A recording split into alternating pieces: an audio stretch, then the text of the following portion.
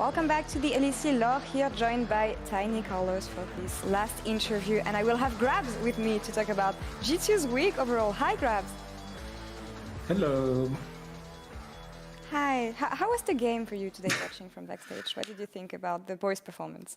Well, today was a bit sweaty. I think every game was not so clean, but we didn't have most practice time, so I think we're really happy with the 3-0 anyways.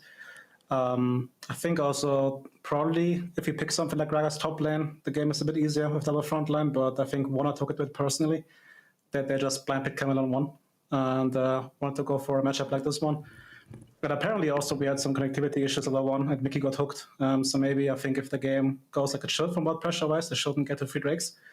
But it did, so of course you start to sweat every single time you see the drake timer coming down. Of course. But I was wondering about the use of Udyr here on the opposite team for Excel. It's a champion we're starting to see quite often, coming from the LCK originally. What did you think about its use here? It makes sense. It just brings in another tank who clears fast in the early game, so he can keep the speed up of Graves, doesn't fall too far behind, as compared to someone like Sejuani, which hopefully gets buffed soon, so I can let Jankos play it more. They had a carry top, they had the mage mid, just very standard to have a tank there to enable them to get some space there. So I think it makes sense. And again, they got 3 drakes, right? They could have easily won this game. Sure. What about the other games then and the week for G2 overall? I know there were a lot of question marks around the team with a Rekkles joining. We didn't know if the team would be clicking directly on stage. So are you happy with the performance overall? 3-0, but is it the 3-0 you wanted? As I said before, I think with the team we knew it's going to be a bit rougher because we didn't have the practice schedule we wanted. So we felt a bit behind last week and we had to catch up to the meta and then decide we want to just play comfort most of the time, unless one that wants to play Ivan top lane for some reason, but that's a different story. So I think we can be really happy, not with the play necessarily, especially the early games, but just winning 3-0, getting a comfortable start, and now we can be a bit more relaxed and actually like learning how to play as 5 together again, because of course Rekkles comes from a different system than we have with Perks. So it's a really important start for us and I'm really happy about that one.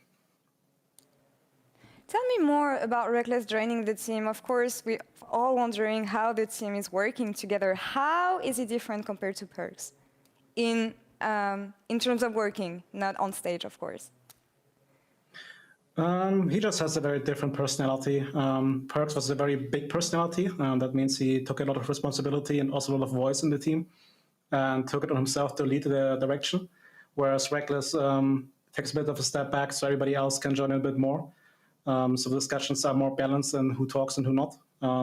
So people like Caps and Mickey have a bit more room to talk, which so far worked pretty well. But of course, both players bring their own strengths and weaknesses, and they're both phenomenal players. But so far, really happy how Martin has brought himself into the team. Yeah, it feels like he's a good fit with the rest of the team. I'm looking forward to seeing what he can bring to G2. It doesn't feel like G2 changed too much with Rekkles arriving with the team. Do you feel like we're going to see more and a different G2 compared to when you guys had Perks?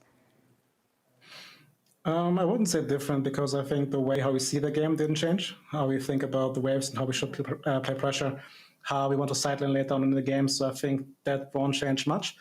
It's just a calmer voice, let's say, more balanced approach.